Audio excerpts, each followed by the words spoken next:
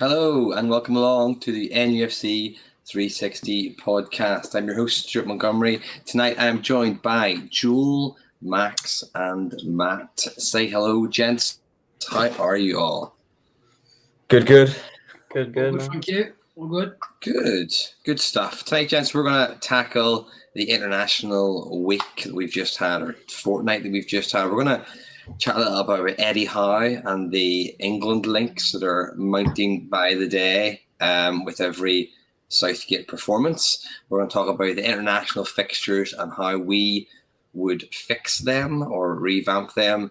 And then we're going to have a little look at Newcastle United's injury list and why we're picking those injuries up, or should we be concerned about them? Also with a few more sort of mini topics in there. We'll look a little bit at some of the potential links Newcastle United have had over the last week and maybe tackle a few more things to boot. If you're watching along, thank you very much. Please like and subscribe so we can grow the channel, and don't forget to get your comments in and we will make you a part of tonight's show.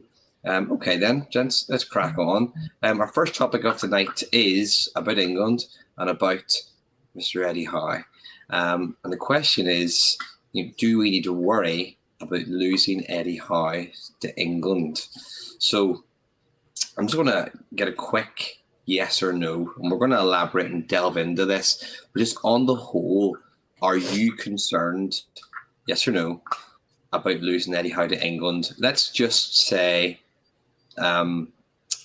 this season. So even if it's after the World Cup, and it could be a disaster World Cup. So yes or no, would you be worried or concerned that Eddie Howe would join England? Joel, yes or no? No, not concerned. No. Okay. Max? No, not concerned. And Matt? Yeah, I'm not concerned either. No. Cool. Awesome. Neither am I, but we'll look into that and we'll delve a bit deeper now. Joel, I'm speaking to you, and I'll touch with Matt here as well. Max and I are the outliers in that we're not English. There's a slight maybe we're not biased. Maybe we could look at it from a non-biased point of view. But Joel, I obviously read the papers, I see social media. From your point of view as an England fan, is Southgate under pressure? And do you think he should either walk away or be sacked at this stage before the World Cup? I should add. I mean, before the World Cup, I don't think he'll be obviously sacked or walk away. But is he? I think he is under immense pressure. You've got that sort of Germany game, which maybe you can grab a bit onto. But I mean, before that, it was just so flat, like against Italy. He's really the decision making as well of picking Maguire and some other players, despite it being based off forms, quite questionable. Yeah. I certainly think if he fails to progress England far enough, I'd say even if it's quarterfinals in the World Cup, I think he'll resign post. Well, for you, Joel, what is progression? Because obviously you got to a final last time. Is that just that was a European competition? So you got the semi-final of the last World Cup. Is that getting to the final? Is it when? What's progression for you? Yeah, I mean this always springs a debate every time it's brought up whether it's an achievement to get England to the semi-final than the final of the Euros. But I mean, on both occasions, if you look at the route that we had, we got extremely lucky with the teams we played.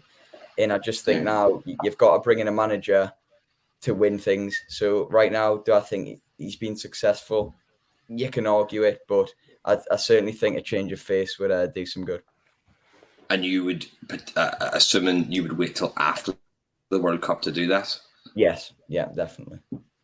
Okay, just transition-wise. Matt, the same question for you then, obviously fellow England fan. I'm assuming, by the way, you might not be. Do you think Southgate should be sacked? Is he under pressure? It's hard to say because he's obviously had a good previous tournaments. Going forward, I don't think it'd be the best idea to do it just before a major tournament. At the moment, I do feel as though he is slightly under pressure because it's quite clear that he's got his favourites. And when he came in, he did say he picked players based on current form, and there's a few players who are out of form. And as you can clearly see, as we saw the past two games. So I feel as though they'll probably give him, they will give him the chance to see this next tournament. But it depends on how we get on with that. If we do progress and we get through to the latter stages and possibly to the final, then he might see the tournament after that, the next Euros. But no, I feel like he's not under any pressure at the moment. But if we go out early doors, then I feel like he is, yeah. I mean, Black Mamba made a comment there. 2 comments, one on Eddie Howe, which we'll get to, but one more just generally on Southgate. As much as Southgate isn't doing himself much favours recently or lately, it really feels sad how easily our media and fans can turn on someone who's brought us closer to success than anyone else in recently. And that's kind of what I'm getting at with Joel, in that from the outside looking in, you could say that he's done this, he's done that. He's done incredibly well to get them where they have never got to before, and certainly not for a very long time. Is it just heightened expectations? But I suppose it depends on what you're working with. And the counter argument to that from a lot of England fans I know is, but this generation of players is actually very special and could and should be doing a lot better. The last sort of heralded generation of England players was the golden generation, was Lampard, was Gerrard, was Owen, was Shearer, was places like that. If you were to, and I suppose I'm going to ask Max you this one because I haven't come to you yet, just looking from the outside, comparing those two teams, the current England setup and the current England squad with that team from the mid-90s, early noughties, or late 90s, early noughties, sorry, that golden generation, Beckham and Scholes and all those players, which do you think is stronger, Max? Oh, that's hard to say because I don't remember the previous generation. We're too young. I maybe picked the wrong person. I think so. No, but I can make a point on this because I follow all the England fans on Twitter, and everyone has a lot of different opinions. But from an objective standpoint, I've come to gather that having a golden generation now, you're still going to have lots of golden generations because you're such a big football country. You can look now at the 18 and 19-year-olds coming through the academies at the big clubs, at the middle table clubs, in the championship. There's some really good players coming through already at the age of like 19. Your under 20 teams wins gets further and further in every tournament. And so for me, it's not that big of a deal. But I'm not English, so I can't say that much. But I'll ask you that same question then I asked the other two about Southgate being under pressure as a non-England fan.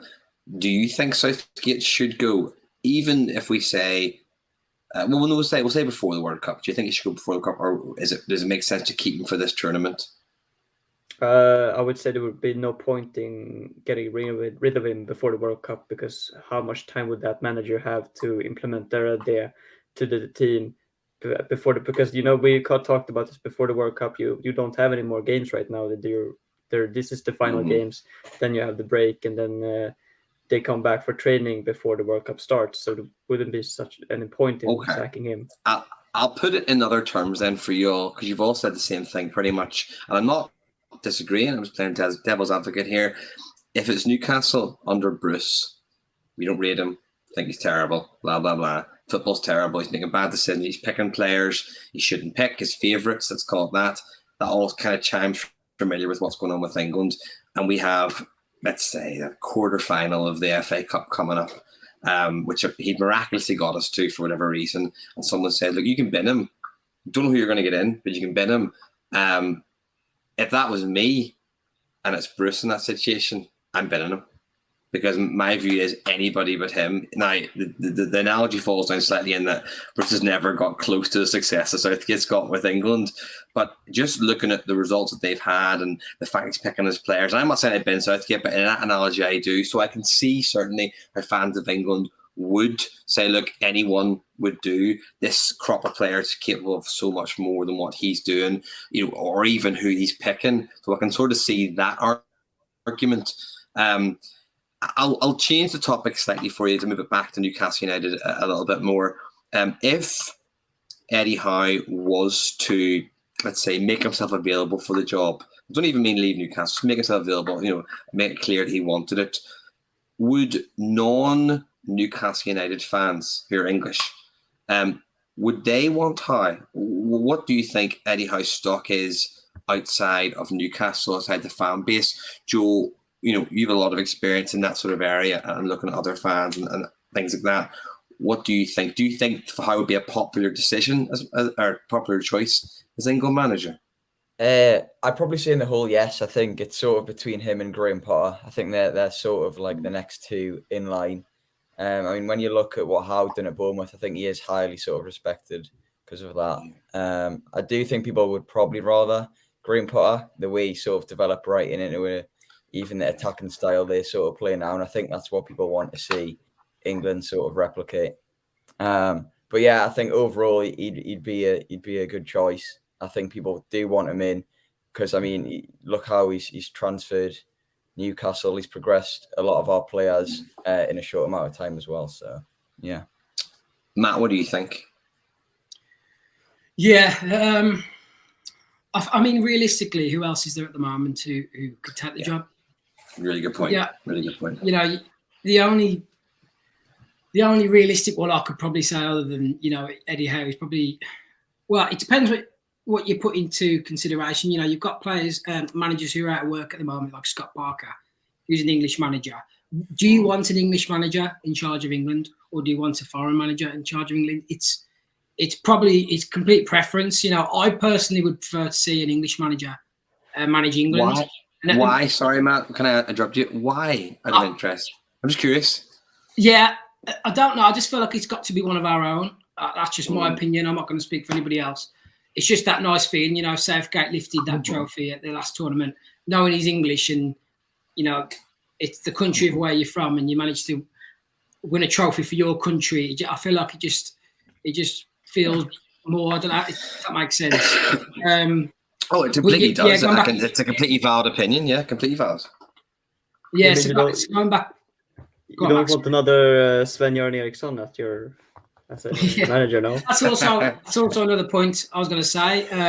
You look back at the past 10, 15 years, probably going back to Sir Bobby, who would you say is in the calibre of managers to get a top Premier League job? I wouldn't say many of them. Bar Capello, maybe. You're looking at Steve McLaren, Roy Hodgson. We've got Gareth Southgate. I don't think we'll get a top Premier League job. That's just how it goes. Well, I sort of feel like that's how it goes. I feel like it is probably a step down from a top job in the Premier League. So if it was me, it would be nice to see Eddie Howe in charge of England, but not right now. I feel like he's got a lot of work to do for us. Okay. Max, do you think Howe is tempted by England at this point right now? Well, I hope not, but I'm not English, so I can't tell if he would what that means to him. I guess if I can only imagine if like a Swedish manager most of them would say yes, but I think it's a bit of a different thing. It's more bigger to be an England manager than a Swedish manager. So yeah, I guess so. But I hope he sees that the future here at Newcastle is, in my opinion, much more exciting than being an England manager. I don't think managers of countries don't seem to have like the nicest of jobs. You don't get to train with your players for like 2, 3, 5 weeks a year. Maybe it's not so much. You only like go on scouting missions all the time. And I don't think it suits him, to be honest. He wants to be on a training ground, train his players, do them play his way. It doesn't make sense in my opinion. But wouldn't be very much. Sorry. Yeah. Okay. Yeah, but I thought when you said the other candidates, wouldn't be very much England to take Aston Villa's Steven Gerrard when he's in the favourites. He's in the top 10 favourites. Him and Lampard are both among the favourites, which is the old golden generation trains the new golden generation. If being English is your only prerequisite that you're actually looking for, or let's just say British, because I know Brendan Rodgers was among the favourites. And from what Max is saying, you need to be a manager that doesn't really want to go on the training pitch and wants a lot of time off. I know a really good English manager that loves time off, is English, doesn't want to be in the training ground, might be out of a job soon because they're languishing mid-table in the Championship. So there you go. I mean, and apparently he's a lovely family man. So what more do you want? There you go. You get him in. Let's go on a little imagination ride and assume or pretend that Eddie Howe is interested and wants to take the job. Joe, do you think that Newcastle would allow Eddie Howe to take the job alongside his club duties? We have seen it before. Mark Hughes with Blackburn and Wales, and possibly others that I can't remember. Do you think they would allow that? Personally, I don't think so, because I think you can sort of put the analogy of Eddie Howe's driving the most expensive car in the world right now. Like, he's fully I feel like you need someone who's fully focused to take a Newcastle forward. The potential we have now, I don't think it would be worthy of having someone who would be splitting their sort of job between national duty and club duty. So no, I don't think they would. I mean, there was a really good article in The Eye by Mark Douglas. I don't know if any of you have read it, but basically, to sum it up, essentially it says, look, Howe could go, he's probably not going to, because, as you've all made the points sort of separately, he's in charge of a very large project, but they've given him a lot of control. So he has complete control over how Newcastle, or not complete, a lot of control over how Newcastle could be formed as a club, to training ground decisions and things like that. I mean, it's literally his dream job. He's doing what he did with Bournemouth, but on a gargantuan scale, a far, far greater scale. Just looking at social media, and this is looking at social media, an awful lot of sort of clubs, fans of different clubs, just said, look, why would he leave? Like, it's a brilliant job he has now, which shows you how far we've come as a club, that people are looking at that job and going, what a brilliant job it would be to have. FIFA 23's just been released or nearly released. There'll be a lot of people taking on Newcastle in jobs like that, and they would not have done that a year ago because of sort of what we can offer now. We'll move on, gentlemen, to the second topic of tonight, a fairly controversial one, the international window. I hate it, but I'm a Northern Ireland fan, so that sort of stands to reason. England fans may feel differently, but the question is, do we need to revamp? Do we need to change things? So just supposed to update, we've got the World Cup, we've got European Championships, we've also got the Nations League. Is that too many? I say tournaments. I mean qualifying for tournaments. With tournament interlinking. Does anyone think it's not too many? I suppose would be the point. I'm assuming people do think it's too many, or is that just enough? No, I feel like it's just right. Cool. I just feel like you don't look forward to it, do you? But they need to get game time, because if they don't, then do you look forward to it, Matt? I mean, as an England fan, because look, all cards on the table, and I'll come to Max in a minute about this. Northern Ireland are very good. We haven't been good for years. There was a very tiny slither of window where we're actually decent. We beat England 1-0, and we beat some other teams where we're halfway decent. Beat Spain 3-2. Memories will live on probably for the rest of my life. They were great. That will not happen again, or very unlikely to happen again. Got to European Championship. That was fantastic. But we aren't very good, so we don't really look forward to it. I certainly don't. But do you, as an England fan, look forward to the breaks, to the matches? No, I don't, to be honest. I always say, I put the club first and then England second. I don't like to disrupt. If we're playing and we're having a nice run of fixtures and we're playing well and we're just getting our match fitness right, and I don't feel like it's great when you drop out of that and then you go into international football. I get you've got to play these games to build up the time and get the England team to gel ready for the tournaments. And some players selfishly will want more England caps to the name, but for me as a club supporter, it is tough. Every time it comes around, I feel like a lot of people aren't really that interested. Joe, do you share those feelings? Do you look forward to England games? Yeah, I'm the same as Matt, to be fair.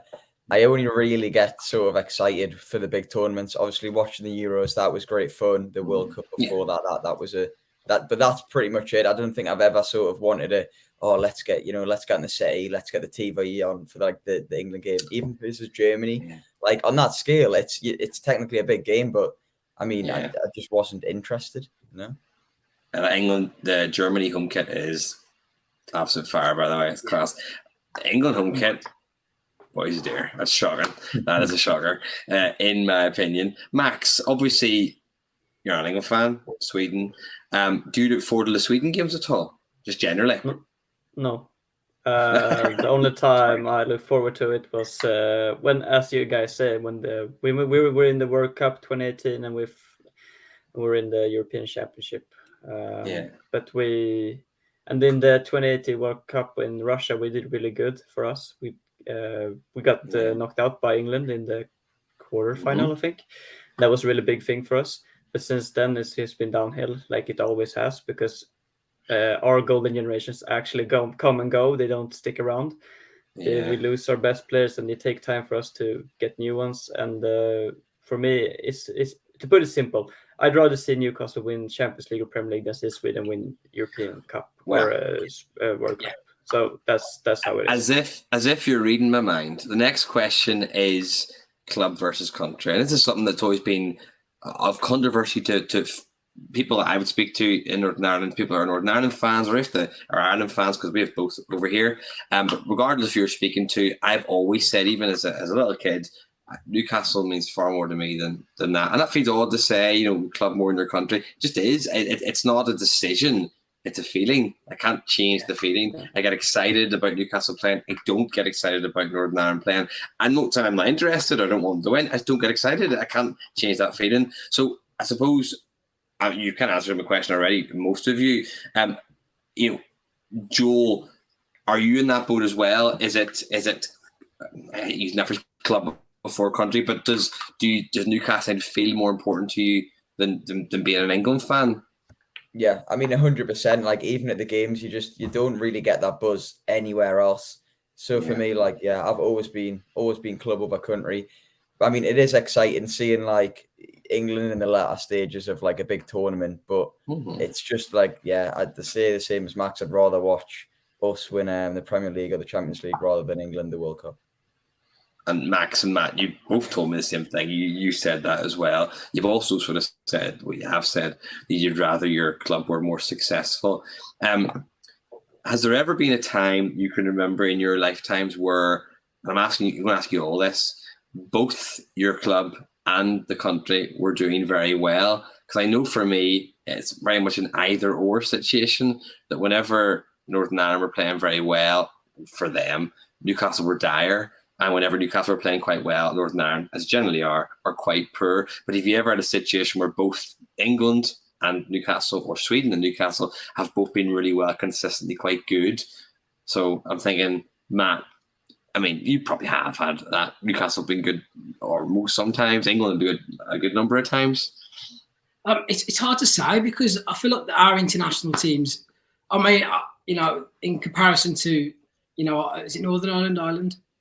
Well, I mean, this is the melding pot of Northern Ireland. You have people who are from, let's just say, Belfast, that support Northern Ireland. People support Republic of Ireland. I only support Northern Ireland because that's what I've brought up to support. That's literally the reason.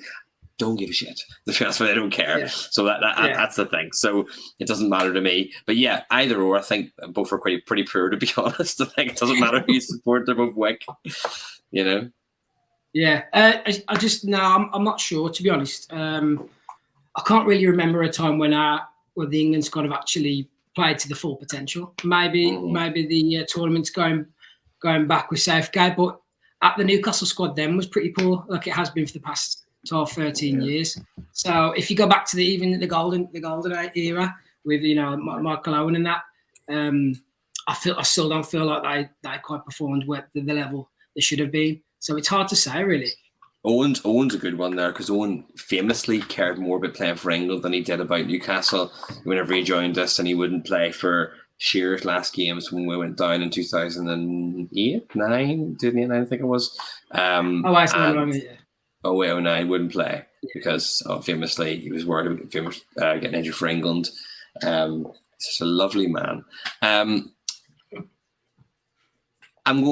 Joel, this is more about England in general than it is about Newcastle, but we're going to come on to some more Newcastle stuff in a second. What is your personal most treasured result as an England fan, just from your lifetime? That's really hard. Think of an exact See, one. it's very easy for me, which is depressing, but you've lots more. There's lots more to choose from. I'd say the moment I might have got the most excited was it in the World Cup, the free kick. Oh yeah, I think that's class. That was when I really thought like, right, we're going to the final here, sort of thing. But I mean, there's been a lot. I mean, even in the Euros when I went 1-0 up straight away, I was watching it in the middle of Newcastle at this big event with like hundreds and hundreds of people, and it just went wild. So I'd sort of treasure that. But I don't know, for a specific game, that's quite hard. But there's definitely been some big moments along the way that I'll always keep with us. Max, what about you? Probably harder for you with Sweden as it is for Northern Ireland or Ireland. What's your most treasured moment as a Sweden fan? Well, it's I think I can bunch them up in when we have beaten bigger nations. Because in the recent years we actually have beat Spain, Italy, and more other. But if I have to choose one, it's the one where it was only a friendly game, I think. But it was the opening of our national arena, and Zlatan Ibrahimovic scored 4 goals, which one was a extremely good bicycle kick against England. Yeah. And that was the one time I was like, this man is God. And it was a crazy game. And I was pretty young as well, so it, the imagination just flew away. So I would say that game. Okay, Matt, what about you? Sorry, what was the question? What's your most treasured result as an England fan? Yeah, I'd have to agree with Joel on the Trippier free kick. I was in Spain at the time when that went in, and there's a lot of England fans there. And I remember just every single beer just went in the air. It was absolutely mental. That was the point where I thought, being a lifetime Newcastle fan and even an England fan, it felt like I was never going to see us win anything in any sort of competition. So when that free kick went in, I felt like we could smell the final, and then obviously it didn't turn out to be. So that's probably most recent or ever, to be honest. Mm-hmm. John Gandhi in the comments, Germany 1, England 5, that famous result under Sven-Goran Eriksson, I believe. I think it was Sven-Goran Eriksson, wasn't it? Max, you probably know that. As if you follow his career, which you probably don't. Black Mamba also says England 2, Scotland 0. Gazza's goal, Euro 96, one of the greatest, chips it over and then smashes it in. Lovely goal. Okay, we'll move back on to Newcastle United. I want to chat a little bit about injuries. So it's been a bit of a theme this window with a lot of not great news, to be honest with you, about injuries to a lot of our key players. And we've got a tiny bit of good news this morning, from Craig Hope, who has basically said, and I'm going to summarise it for you, Wilson and Bruno are pretty much fit for Fulham, so good to go. ASM and Anderson are probably going to be on the bench. Hopefully Anderson is maybe touch and go, and Shelby is actually quite close to returning, as we all thought he'd be well after the World Cup. So that is potentially fantastic, really, where we went from being having no players to play up front or in the front third of the pitch to having pretty much everybody back. So it's been stressful enough, injury-wise. Joel, is there a reason why we have such an injury list at the moment? Is there someone to blame? And if so, who is that? I mean, if Bruce is in charge, I'd definitely turn towards him. But because it's Eddie Howe, I can't do that. Yeah. No, I don't know if there's a reason. I just think we've been incredibly unlucky. Obviously, you've got the fixture congestion with national duties for certain players. I don't know, maybe players adapting to the Premier League at a more physical level. I don't know, really. I think we're just fairly unlucky. Mm-hmm. Black Mamba says just bad luck for injuries, as you're saying. Injury overall, fixtures being messed up, players getting knocks. I actually think it is Bruce's fault still. And it will be for 10 more years. Anything bad that happens. So yeah, I don't think Bruce. Yeah, I mean, there's Matt, Max, do you think there's not one person, is there any other thing to blame apart from luck? Fixture pile up, anything like that? Possibly the training ground. maybe. Well, funny, there you go. And that's something I was going to ask next, actually, Matt. And it was, if we get a new training ground, do you think that improves our injury, our injury record? How much is the current one down to to things, Matt? What do you think? Well, it must be something because, we can't just keep having bad luck. I feel like under Bruce, we had a lot of injuries, but we used to blame Bruce because we know what he's like. So Bruce is gone now, luckily. Yeah. But now Eddie Howe's coming, we felt like that would drastically change and hopefully get better. And I feel as though we're back to, square one when it comes down to injuries. And I don't know why that is. It must be some sort of something to do with the training ground because, as you can see, the players are a lot fitter. I can imagine the sports science and compared to where Bruce was, it's just, head and shoulders better. So it must be something to do with the pitches. Either that or there's some sort of bad luck at the training ground and we just need to hurry up and build a new one. It's cursed, yeah. It's cursed to get a new one. Yeah, I mean, surely there's something to do with, better facilities equals better results. That cannot be something that can be ignored. John Gandhi made a few comments, but one of what is interesting. The injuries must be really highlighted to the owners and our need for more quality, squad depth, especially in the forward areas. I completely agree. And one of the things I was going to ask on the topic of injuries was, at what point do you think we will have a squad that actually has that depth? How long are you personally giving the new regime, the owners, to get to that stage? Is it 10 years? Is it 5 years? Is it 2?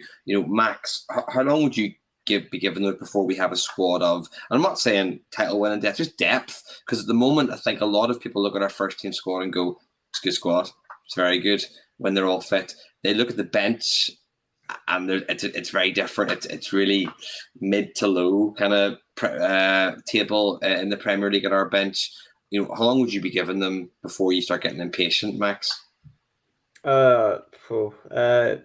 can use again the we have before West Ham as a benchmark because I think they have quite a good squad right now after some seasons now in the Europa League and having invested for once.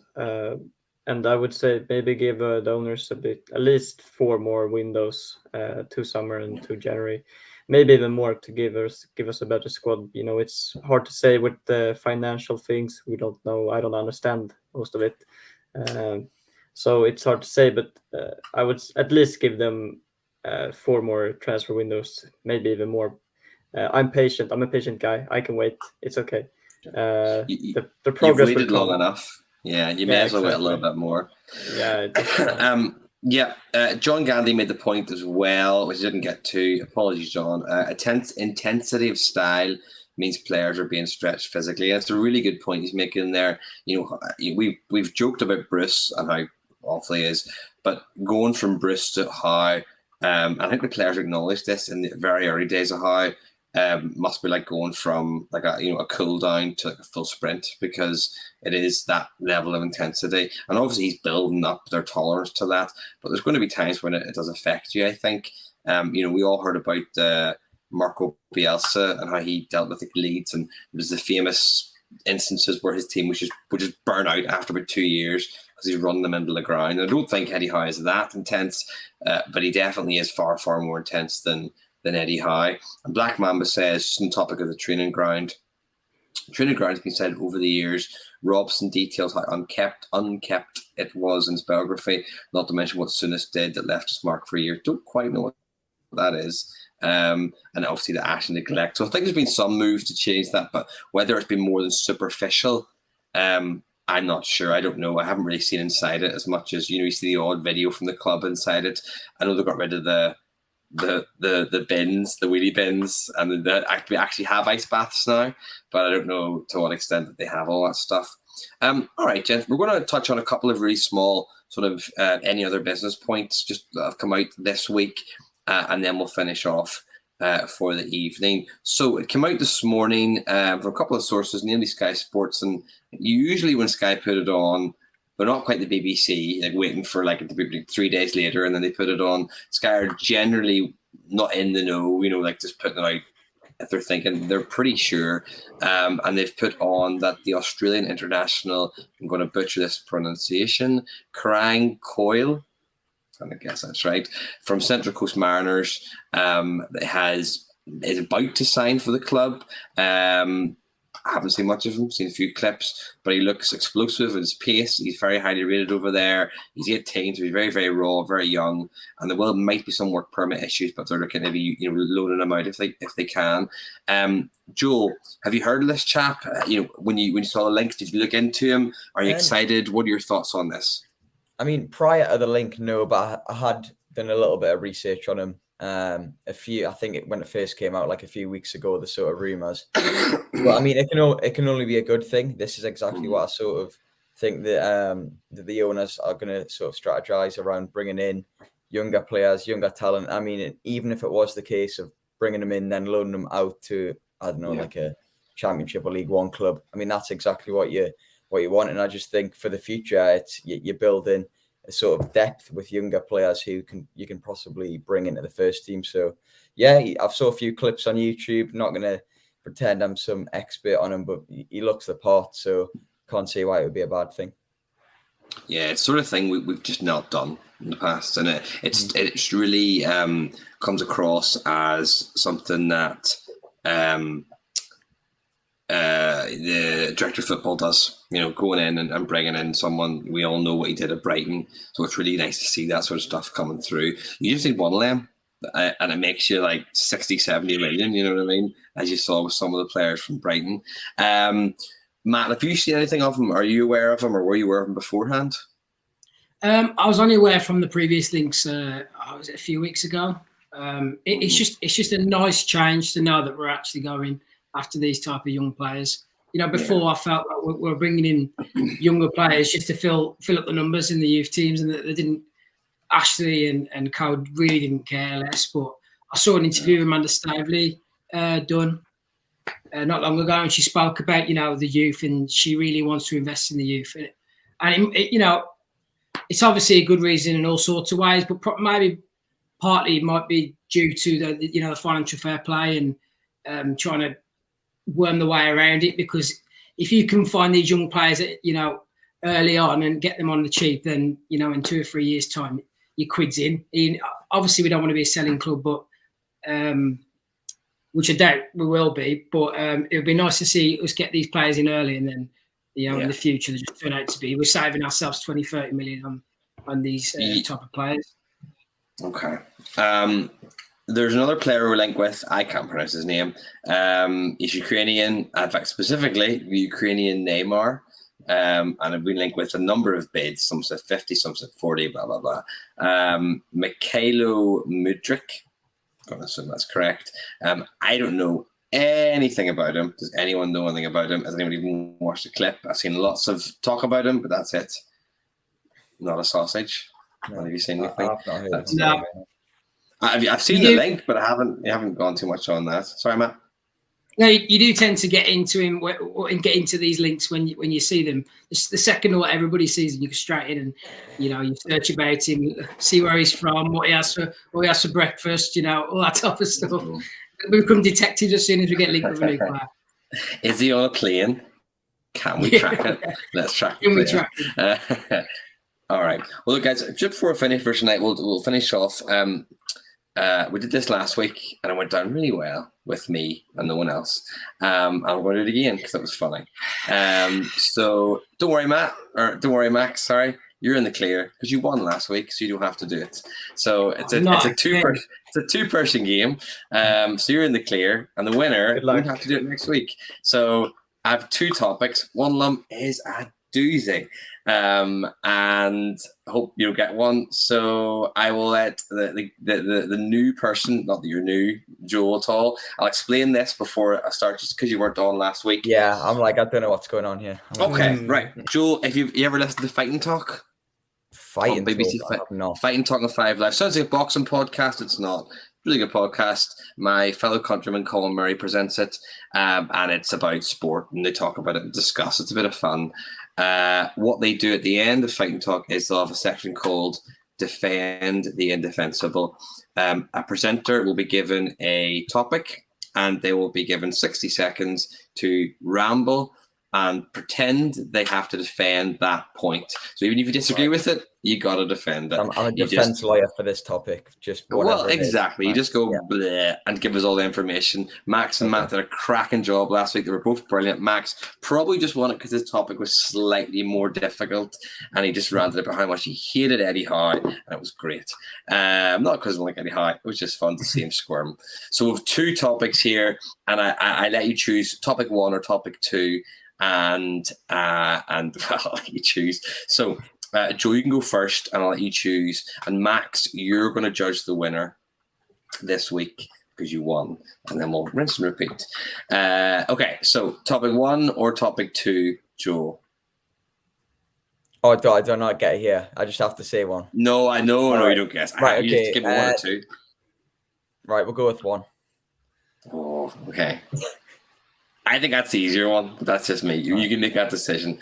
Okay. So I'll give you a couple of seconds to have a think because I don't expect you to jump in. Just take a couple of seconds and then I'll let you have a wee think. So your topic is, it would be better for Newcastle, England, and Eddie Howe if he took the England job and left Newcastle United before the World Cup in Qatar. Better for everyone all around. So England, Newcastle. If he fully leaves Newcastle, is that? Yep, leaves Newcastle. Better for us, better for England, better for Eddie Howe if he left now or before the World Cup in Qatar. You've got, tell when you're ready to go and just say go, and I'll start the clock. You've got me 60 seconds. Right, hit us up. I'm ready. Go. Right. Well, I mean, as you can see, it's been a poor start for Eddie Howe after only having 1 win. He's drawn too many games. I don't think he's actually from when he first came in, it sort of looked like he transformed players like Joe Linton, but it seems like we've reached a sort of stage of stagnation where he's not now getting as much improvement out of the players. And I think he'd do a good job for England, but in terms of carrying Newcastle forward, I just think it would be an awful decision to keep him at the club. And I think we should go for a manager. Maybe some sort of foreign manager. You get the ones who sit in the German league who are fairly attacking, and I think that's what we want. I think for Eddie Howe being classed as an attacking manager, but then we've only managed to score 1 goal against Palace and Bournemouth. I mean, it's hardly ideal, is it? So he started off well, but I think he's went well. So I think he'll be good at England, or at least better than Southgate. But I think it would be an awful decision to keep him on at Newcastle. And that's me. Time. Very good, Joel. Very good. Max, you could be judge of that one. If someone just randomly clicks on this live podcast, I know what someone takes out of it. It's gonna be shocking. They're just gonna go. I think we're insane. Okay. Second topic is yours, then, Matt. Man, I think this is a doozy. Now you got the easier one last week, so this kind of is some justice. I think this is a nightmare, but I'm going to give it to you anyway, so you can have a wee think about it as well. The World Cup happening in Qatar this winter is a fantastic decision for both the Premier League and the World Cup in general. So where it's happening and when it's happening is absolutely brilliant for everybody involved, including the Premier League and the international teams in the World Cup. When you're ready, let me know. Okay, I'm ready. I'm not ready, but I'm ready. Go. Come on. Go anyway. Okay. So you've got a lot of history with having the World Cup in the summer. But as you can see, with a lot of things in life, it's always good to change and progress and try different things and see what works and see what doesn't work. You've got the Winter World Cup because of people in the Middle East, because of the weather in the summer and in the winter. Why not try it in their country when they haven't had the World Cup before? Who's to say what's right and what's wrong? Well, maybe it's time to give these a chance to see if it actually works. You never know. You could have a pre-season straight after the World Cup going into January through Christmas. It could even work through Christmas. When you've got the World Cup and you're going out with your family and your friends, you go to the pub, you go and have your Sunday dinner, and you're going to have your chicken dinner, and you go and watch, and you go and watch England play down the pub. And why not change it up? You used to watching England in your t-shirt and shorts. Why not go and watch England in your jacket and boots? So, yeah. Time. Thanks. That was hard. Well done. Superb effort. And that's a hell of an effort. Well done. Max, you can make the decision, good sir, about who is the winner and who doesn't have to do it. I thought both of you were very, very good. But for the sake of it, I'm going to give it to Joel so Matt can do it one more time. Oh, that is harsh. Can't keep doing That's this. going to get really good, isn't it?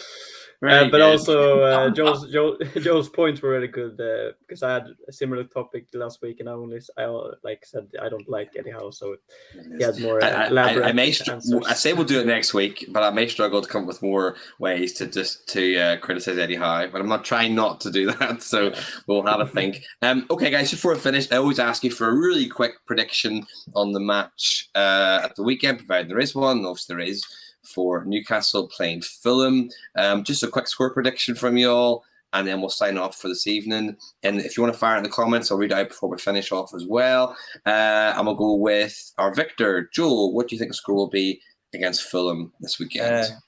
I think it'll be a relatively close game, but because we've got a few good players back, I'm going to go 2-1, and I'm going to go Wilson and Maxi. Oh, good. Love it. Love it. Max, what about you? 1-1 draw, dull game, both after the international games. Everyone is a bit off it. Fulham are a good team defensively, and Mitra is on fire, and our defense will probably be terrified. So I'd say he scores one, and maybe a goal for Wilson on his comeback would be nice. Yeah. Matt? I'm going to go 2-2 draw. I think Mitra is going to score, and I feel like Wilson's going to score back as well. So that'll be for me. The bubble of optimism has officially been burst. If this was 3 weeks ago, we'd all be predicting 4-0 wins. I can guarantee you that. I have a funny feeling we had that sort of prediction against Crystal Palace and Bournemouth. But yeah, I'm actually maybe more towards Matt and Max's thinking as well. I think I predict us to win most games this season, and we haven't, obviously, apart from the first one. So yeah, as sort of depressing as it is, I think it is a transition season for us. I think it might be a draw against Fulham. They are doing well. They've been kind fixture-wise, but they're doing well. They're sit 6th and we are 11th. So yeah, I think it might be a draw as well. Maybe a 1-1 draw. Or possibly, as Joel was saying, we could maybe sneak a 2-1 there. Don't know. My logic there is if I predict an iffy result, we'll be absolutely amazing and smash them 4-0 or something, just to go against things. But we'll leave it there for tonight. Guys, thank you so much for all your fantastic inputs and comments tonight. As usual, it's been a pleasure. We will obviously hope for a Newcastle victory at the weekend, but we will all speak again this time next week. In fact, maybe not this time next week, but next week in general. Keep an eye on the NUFC360 Twitter page for some more details on that. Okay, gents, thanks so much, and good night. Thank you. Bye now.